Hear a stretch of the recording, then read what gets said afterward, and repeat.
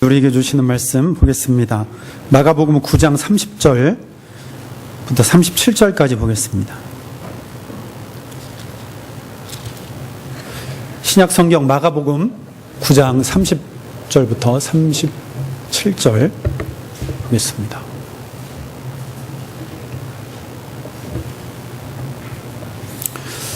신약성경 69페이지입니다. 다 같이 읽습니다. 시작. 그곳을 떠나 갈릴리 가운데로 지날새 예수께서 아무에게도 알리고자 아니하시니 이는 제자들을 가르치시며 또 인자가 사람들이 손에 넘겨져 죽임을 당하고 죽은 지 3일 만에 살아나리라는 것을 말씀하셨기 때문이더라.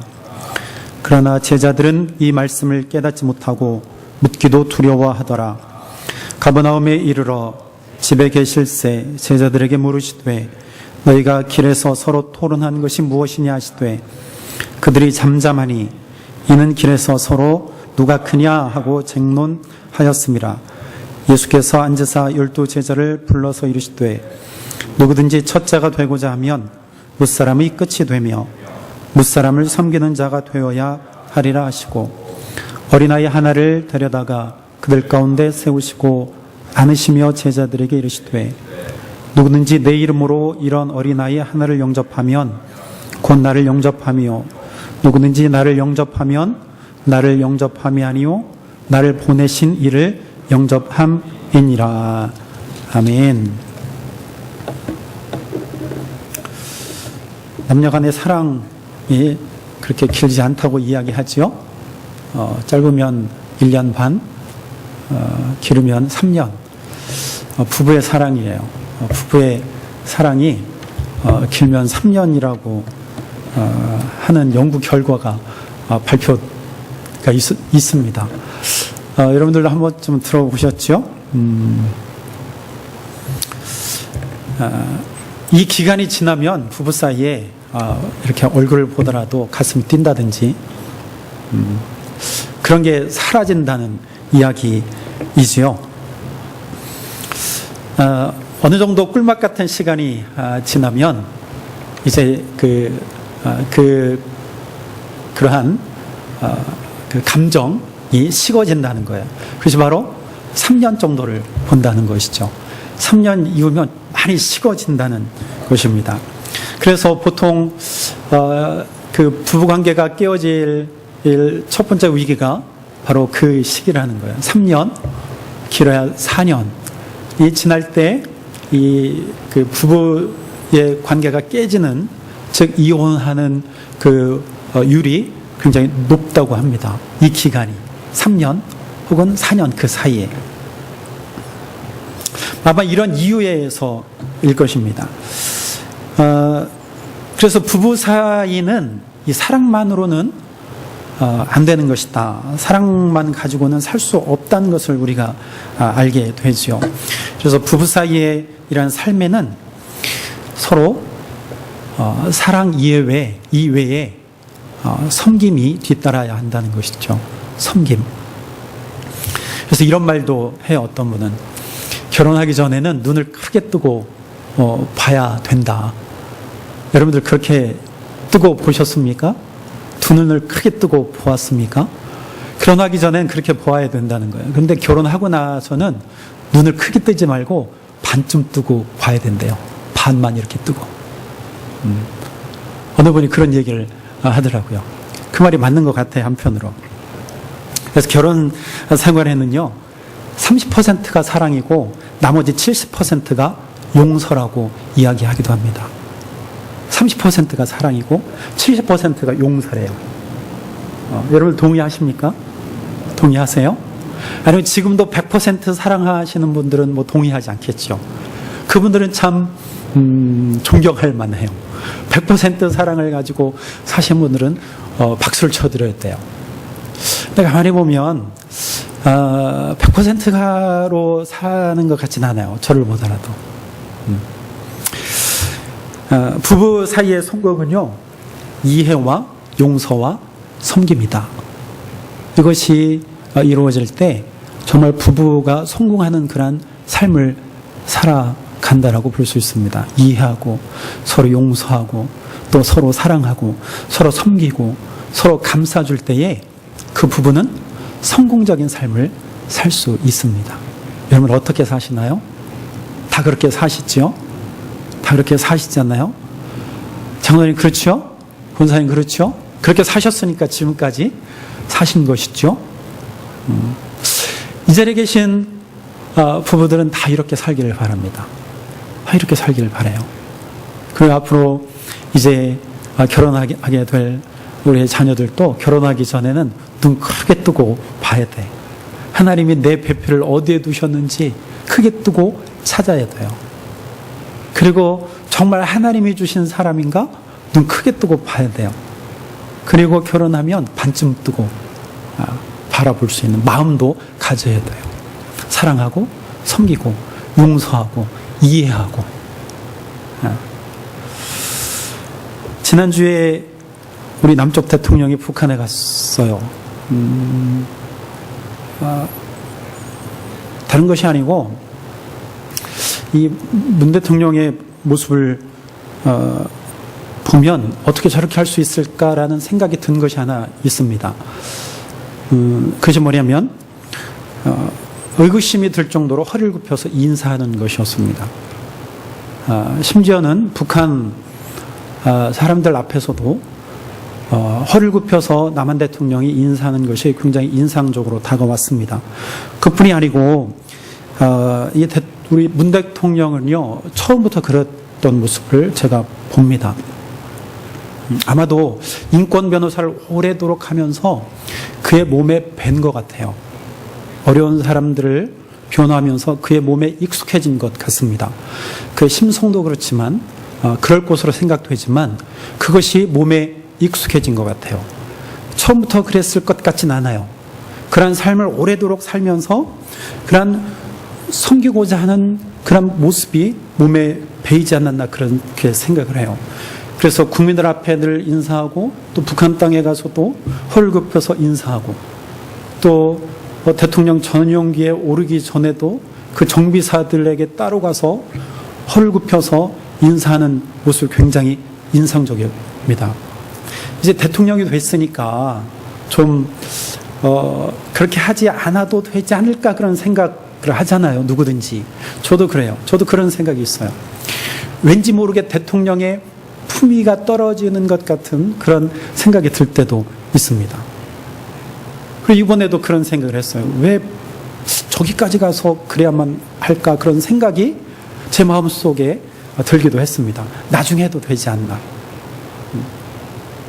그런 생각이 들기도 했습니다. 물론 그분의 그러한 인사 방법으로 모든 것을 다 판단할 수는 없습니다. 그 인격까지도 우리가 다 판단할 수는 없어요. 그러나 오래된 그의 그러한 인사의 모습을 통해서 보면 제가 느끼기에는 진심이 담겨져 있는 것 같아요. 그게 하루아침에 되지는 않거든요. 오랜 세월 흐르면서 그 섬김의 모습이 몸에 배지 않았나 그런 생각을 해봅니다. 겸손한 태도는요 금방 배이지 않아요. 오랜 시간을 통해서 내 몸에 익숙해지고 내 마음에 익숙해지는 거예요. 겸손이라고 하는 것은 인간은요 낮아지기보다 높아지려고 하는 습성이 있습니다. 그런 모습이 우리 가운데 있어요. 저에게도 있습니다. 항상 낮아져서 섬기는 것보다 높아지려고 해요. 남을 섬기기보다 섬김을 받으려 하는 모습이 우리 가운데 있다는 것이죠. 인간의 모습 가운데 있습니다. 그래서 성경은 강조하지요. 교만하지 말고 겸손하라. 겸손하라고 우리에게 강조합니다. 왜냐하면 교만은 죄이기 때문이에요. 그런 죄의 모습들, 죄의 습성들, 죄의 관습들 그런 것이 우리 마음 가운데 있어서 살아난다는 것이죠. 그것을 알기 때문에 성경은 우리에게 무엇이라고 말했다고요? 겸손하라. 겸손해라. 교만은 죄입니다. 하나님은요 교만한 자, 거만한 자를 싫어하십니다. 인간은 끊임없이 교만해지기를 원해요. 그래서 바벨탑도 쌓았잖아요. 하나님 이거 싫어하십니다.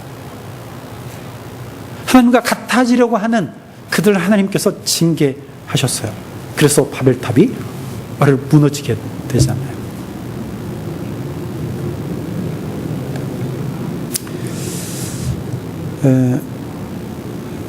목사들도요, 이러한 모습들이 참 많이 있습니다. 목회자들에게도. 이번에 한국에 가서 동교 목사님들 만나는데 그러한 이야기들을 들었어요. 물론 이야기를 옛날부터 많이 듣고 있고 저도 느끼고 있었지만 목사님들이 강단에서 참 좋은 말씀을 많이 하고 성경 말씀을 전합니다. 그리고 자기하고는 상관없는 듯 그렇게 설교를 해요. 저의 마음 가운데 이런 모습들이 있습니다. 근데 이렇게 교인들에게는 설교를 하지만 막상 목사들끼리 모이는 그 공동체, 그 집단 안에 가면 똑같다는 것이죠. 똑같아요. 그래서 목회자 모임에는 여러 가지가 있어요. 특히 교단에서 모이는 총회라는 그런 모임이 있습니다. 근데 그 총회에요, 아무나 갈 수 없어요. 요즘엔 사람이 너무 많아가지고. 그래서 제약을 합니다. 옛날에는 목사님들이 별로 없으니까 그냥 다 갔는데 요즘에는 목사님들이 너무 많아서 제약을 해요. 그래서 쿼터를 줍니다. 그러다 보니까 지방에서 이렇게 투표를 해서 대표를 보내요. 그러다 보니까요, 인간적인 마음들이 생겨나요. 그래서 서로 자기 편, 내 편, 서로 밀어주는 편, 안 밀어주는 편, 누구 보내자, 누구 보내지 말자, 이러한 일들을요, 목사님들끼리 이야기하는 거예요. 그래서 제가 물었어요. 그 목사님, 왜 총회에 그렇게 가려고 하느냐? 아니, 꼭 총회에 가야 되느냐? 안 가도 되지 않느냐? 그래 물었더니 그 목사님 하는 말이, 총회에 가면 다른 거 할 일이 별로 없다는 거예요. 몇백 명씩, 몇천 명씩 모인 목사님들을 무슨 일을 하겠어요? 근데 좀 부정적으로 이야기한 것이지만 그곳에 가면 생기는 것이 있다는 거예요. 뭐가 생깁니까? 물었더니 총회, 보통 1년에 총회를 한 번 하는데 그 총회 때 무엇을 하느냐? 선거를 해요. 선거를 합니다. 그러면 그 입 후보자들이 선거 운동을 하잖아요. 근데 그냥 선거 운동을 하지 않고 꼭 봉투를 가져온다는 거예요. 그 봉투 안에 무엇이 들었을까요? 그 돈이 들어있는 거예요. 그 재미로 간다는 거예요. 그 재미로. 물론 부정적으로 단적인 것만 이야기한 것이지만 이게 정말 겸손의 모습일까 하는 제가 생각을 했어요. 왜 목사의 공동체 안에서는 이렇게 사람의 마음을 아프게 하고 좀 이해할 수 없는 그러한 일들을 할까? 저도 목사이지만 참 부끄러운 일이에요. 부끄러운 일을 고백하고 싶지 않지만 여러분들에게 고백해요. 왜 이러한 모습들이 우리 가운데 있는가? 좀 더 높아지려고 하는 마음이 있기 때문이에요. 높아지려고 하는 마음. 겸손하지 않고 섬기려고 하는 모습이 없기 때문이에요. 정말 섬기고자 하는 자는요, 서로 총회에 가십시오. 서로 총회에 가십시오. 서로 섬겨주겠죠. 그런데 서로 거기에 가겠다고 이야기를 합니다. 서로 가겠다는 거예요. 인간은요, 섬기기보다 섬김을 받으려 하는 모습들이 참 강해요. 저를 비롯해서 누구도 여기에서 예외가 될 수 없다고 저는 생각을 합니다. 오늘 본문에서도 제자들이 나오죠. 9장 33절에 보면 가버나움에 이르러 집에 계실 새 제자들에게 물으시되 너희가 길에서 서로 토론한 것이 무엇이냐 하시되 예수님께서 이렇게 물으셨습니다. 가버나움은 요단강 갈릴리 호수의 북쪽 좌측에 있는 도시예요. 예수님께서 처음으로 사역을 시작하신 곳이 가버나움입니다. 그 집 어느 집에 계셨어요? 그곳 어느 집에? 누구의 집인지 성경은 말하고 있지 않습니다. 예수님께서 그곳에 들어가셨어요. 제자들과 함께 하셨습니다. 그리고 제자들에게 예수님께서 묻습니다. 너희가 길에서 서로 토론하는 것이 무엇이냐? 예수님께서 제자들에게 물어요. 그들이 무슨 토론을 했을까요? 그들이 서로 좋은 이야기를 했을까요?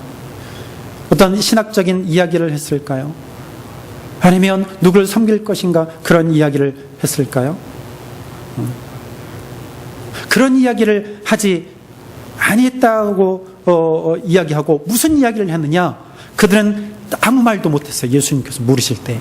왜냐하면 그들이 34절에 보니까 그들이 길에서 논쟁한 것이 무엇이냐면 누가 크냐?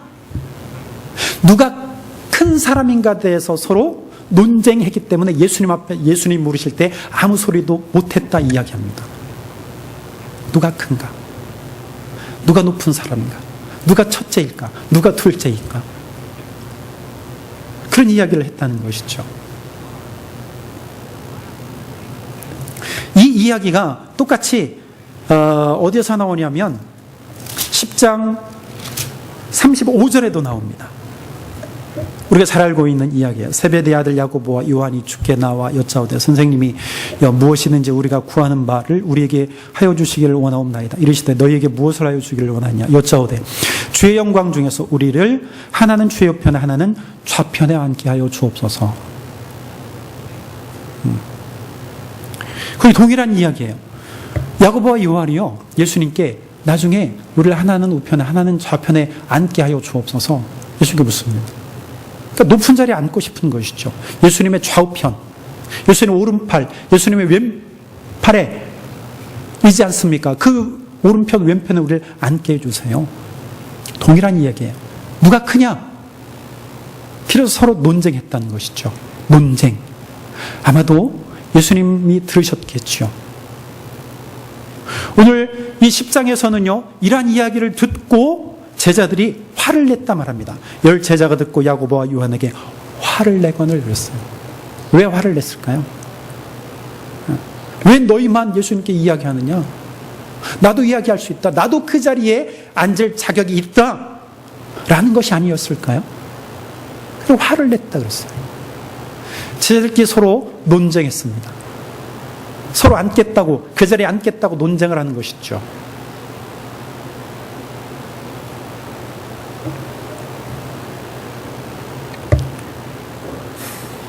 우리 사이에 이러한 논쟁들이 참 많습니다. 서로 높아지려 하는 그런 논쟁이 참 많아요. 우리가 서로 대적하고 서로 싸우는 그 내면을 가만히 들여다보면 결국에는 내가 높아지려는 마음이에요. 내가 먼저이기를 바라는 마음이에요.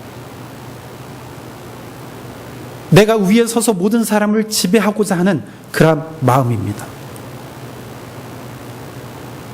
전 큰 내막을 잘 알 수 없지만 미국과 중국이 한참 지금 보이지 않는 전쟁을 하고 있잖아요. 그게 무엇이겠습니까? 결국에는 더 강해지려고 하는, 내가 더 강한 자라고 하는 것을 드러내기 위한 그 뒷모습이 있기 때문이 아닐까요? 왜 중국이 저렇게 자꾸만 큰 무기들을 만들고 그럴까요? 결국에는 미국을 제치고 싶은 마음이 있기 때문이 아닐까요? 개인이든 나라든 다 이러한 모습들이 있다는 거예요. 오늘 제자들도 역시 이러한 마음을 가지고 있습니다. 누가 크냐?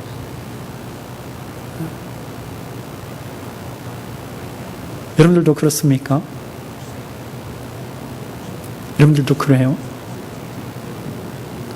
근데 좀 더 구체적으로 오늘 본문 안으로 들어가서 제자들이 지금 누가 크냐 이러한 말을 하고 있는데 이 상황이에요. 이 이전에 예수님께서 어떠한 말씀을 하셨는가 우리 한번 봅시다. 예수님께서 30절에 봅시다. 그곳을 떠나 갈릴리 가운데로 가실새 예수께서 아무에게도 알리고자 아니하시니 이는 31절에 제자들을 가르치시며 또 인자가 사람들의 손에 넘겨져 죽임을 당하고 죽은 지 3일 만에 살아나리라는 것을 말씀하셨기 때문이더라. 보세요. 여기서 예수님이 말씀하신 것이 두 가지예요. 사람들의 손에 넘겨져 죽임당하고, 두 번째는 죽은 지 3일 만에 살아나리라. 부활입니다. 예수님께서 가르쳐 주신 것 죽음과 부활이에요. 두 가지입니다. 자, 보세요. 예수님께서 제자들이 지금 누가 크냐 논쟁하기 전에 예수님께서 제자들에게 가르쳐 주신 것이 죽음이고 부활이었습니다. 여러분, 예수님의 죽으심과 부활, 예수님께서 제자들과 함께 계실 때 3번 예수님께서 말씀하셨어요. 이 동일한 말씀을. 마가복음에서 보면 8장에서 한번 나옵니다. 예수님, 베드로가 생선 고백을 하고 난 이후에 예수님께서 내가 죽었다가 다시 3일 만에 살아나리라. 첫 번째 예고를 하셨고요. 두 번째가 오늘 본문의 말씀이고요. 세 번째가 10장 35절 전에 요한과 야고보가 우편에 좌편에 앉게 해주세요 라고 말하기 바로 직전에 세 번째 예고를 하신 거예요. 죽음과 부활을 예고하셨습니다. 그래서 오늘 9장과 10장의 내용이 거의 비슷합니다. 그러니까 예수님의 죽으심과 부활을 말씀하시고 난 이후에 누가 크냐 논쟁했어요. 10장에서도 이 말씀을 하시고 난 이후에 하나는 우편에 하나는 좌편에 앉게 해주세요. 이 본문이 들어있습니다.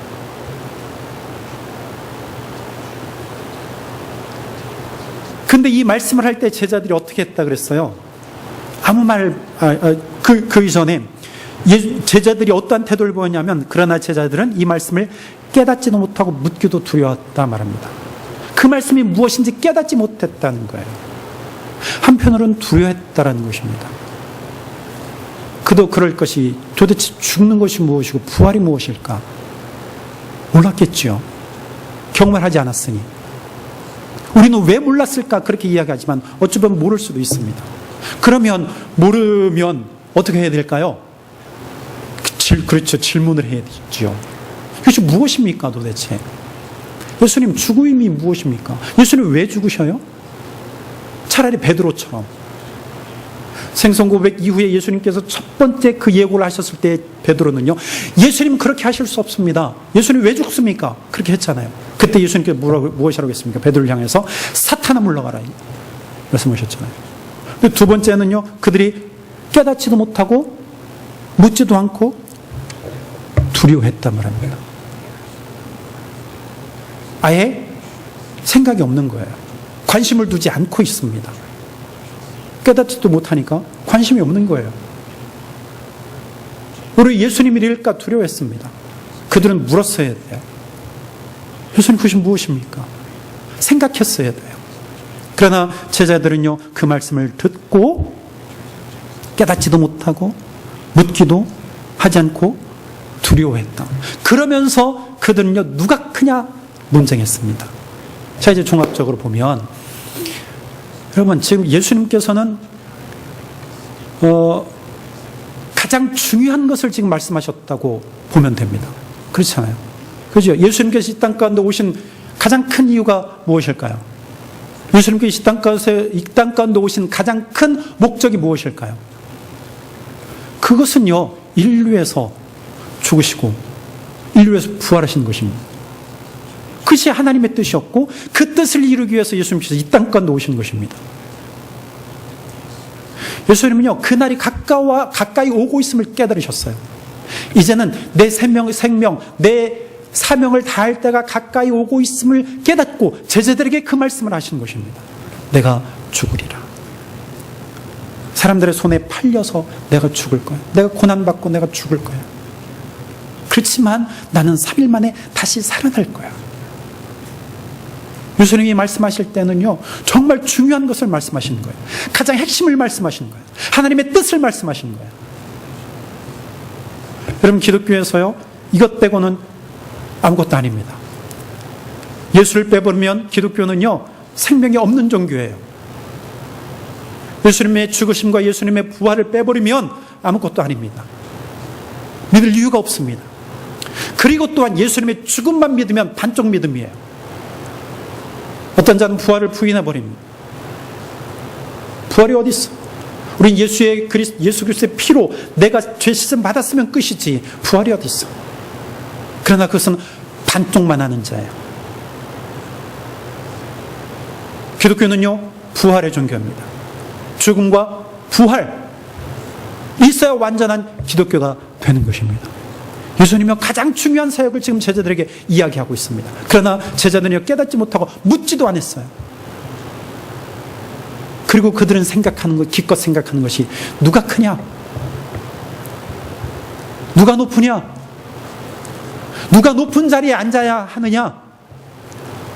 거기에만 관심을 뒀다는 것이죠. 여러분, 오늘날에도요, 밖에 있는 사람들이야 모른다고 쳐요. 그리스도를 믿는다고 하는 사람들도요, 중심을 잃고 사는 사람들이 너무 많습니다. 중요한 것을 놓치고 사는 자들이 너무 많아요. 예수님의 죽음에는 관심이 없습니다. 부활에는 관심이 없어요. 생명에는 관심이 없어요. 참된 생명에는 관심이 없어요. 그리고 무엇에만 관심이 있느냐? 이 세상에 사는 생명에만 관심이 있어요. 누가 크냐? 누가 높아지느냐? 어떻게 하면 높아질까? 어떻게 하면 많이 가질까? 어떻게 하면 다른 사람을 지배할까? 어떻게 하면 내가 가지고 있는 것 가지고 다른 사람을 내 마음대로 움직일까? 어떻게 하면 세계를 제패할까? 어떻게 하면 다른 모든 나라들을 내 뜻대로 움직일까? 어떤 것을 가져야 다른 사람을 내가 지배할까? 이길까? 여기에만 관심을 두고 있습니다. 어떻게 하면 내가 장로가 되어서 교회를 할까? 교회를 내 마음대로 주물를까? 아니면 어떻게 하면 내가 당회를 잘해서 목사를 내 마음대로 움직일까? 여러분, 이런 데만 관심이 있는 그리스도인들이 있다니까요. 여러분, 이러한 자들은요, 중심을 잃고 사는 자예요. 정말 중요한 것이 무엇인지 잃어버리고 사는 자입니다.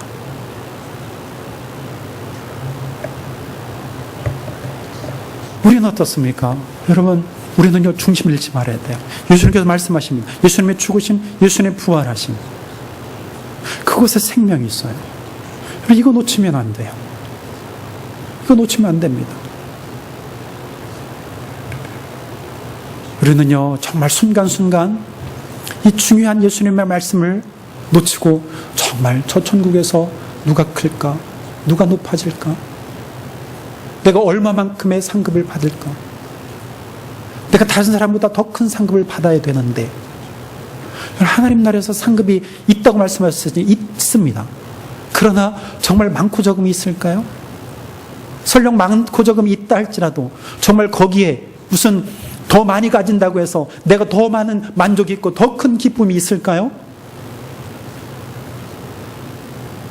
저는 없다고 생각해요. 천국에서는 그런 것이 없다고 생각을 합니다. 천국에서마저 그러한 구분이 있다면 눈물이 없고 고통하는 것이고 애통하는 것이 없는 천국일까요? 많고 적음 때문에 정말 고통이 있다면, 정말 슬픔이 있다면 그 천국에서도 여기서 있는 고통이 그대로 이어진다면 그게 천국일까요? 하나님의 나라일까요? 저는 아니라고 생각합니다.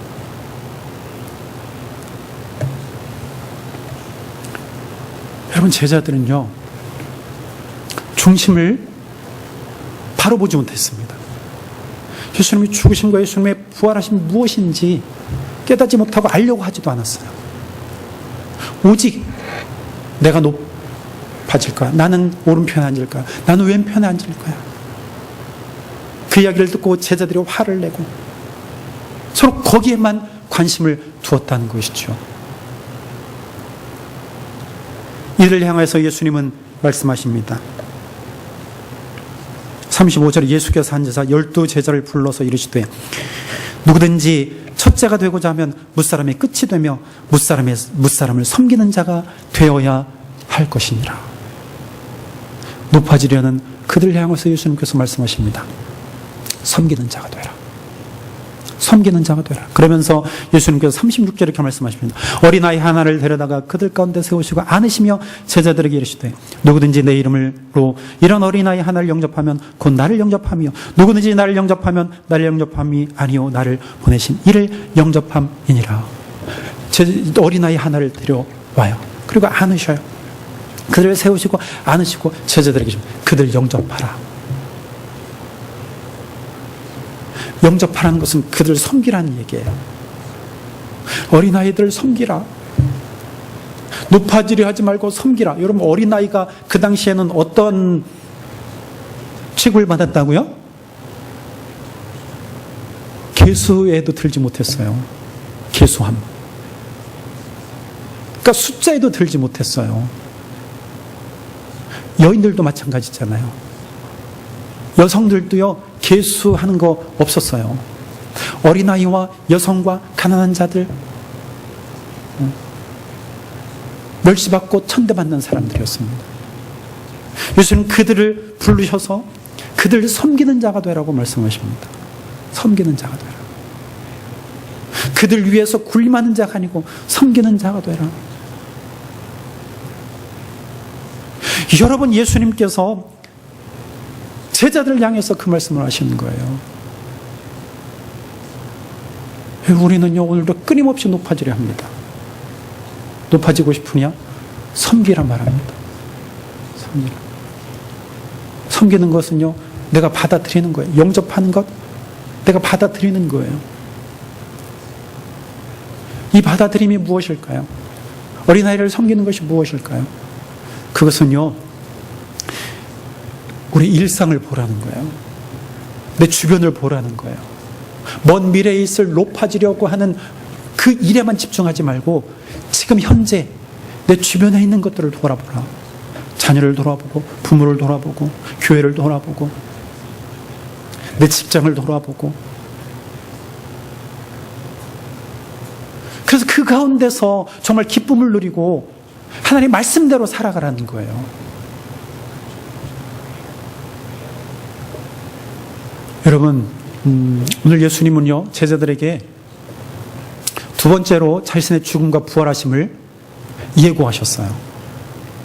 이 중요한 말씀을 하심에도 불구하고 제자들은요, 높아지려고 하는 그러한 마음으로 서로 논쟁했어요. 예수님 그들을 향하여서 어린아이를 데려다가 세우시고 그들을 섬기라, 그들을 영접하라 말합니다. 우리의 습성은요, 끊임없이 높아지려고 하는 마음이 있습니다. 교만함이에요. 다스려야 됩니다. 주의 능력으로 다스림 받아야 됩니다. 그리고 섬겨야 돼요. 여러분 참 귀합니다. 옆에 있는 사람들 얼굴 한번 보세요. 다 귀한 분이에요. 그들을 통해서 서로 섬기고, 이를 통해서 서로 기쁨을 누리고, 여기서 정말 하나님의 나라를 경험하는 거예요. 하나님의 나라를 경험한다는 것은 하나님을 경험하는 것입니다. 낮은 자리에 있을 때만 하나님을 경험할 수 있다는 얘기예요. 낮은 자리에서 섬길 때 하나님을 경험할 수 있다는 것입니다. 높아지려는 것은 하나님을 대적하는 모습이에요. 교만한 하나님을 대적하는 것입니다. 그는 결코 교만한 자를 그냥 내버려 두지 않으십니다. 그를 심판하십니다. 여러분, 오늘 이 말씀을 우리가 깊이 새겨야 됩니다. 우리가 무엇을 바라보고 사는가? 무엇을 위해서 사는가? 섬김입니다. 예수님 우리를 위해서 죽으시고 부활하신 것, 우리를 섬겨주셨습니다. 그 예수님 따라서 섬김의 삶을 살아가야 합니다. 기도하겠습니다. 우리 기도합시다. 하나님, 섬기는 삶을 살아낼 수 있도록 도와주옵소서.